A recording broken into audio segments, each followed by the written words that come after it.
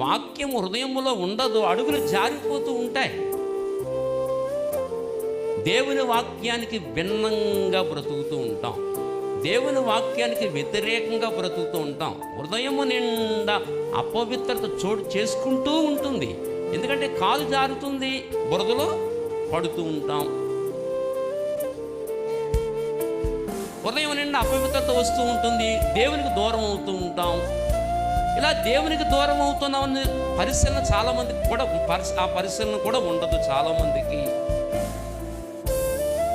నేను దేవునికి దూరం అవుతున్నాను పరిశీలన కూడా వాళ్ళకు ఉండదు. ఇంత గొప్ప దేవునికి దూరమై వాళ్ళు సాధించేది ఏమిటో నాకు అర్థం కాదు. ఏం సాధిస్తారు వాళ్ళు? దేవునికి దూరమయ్యి ఇస్కరియోతు ఏం సాధించాడు? ఏమన్నా ఉందా? నాకు వేరుగా ఉండి మీరేమీ చేయలేదు.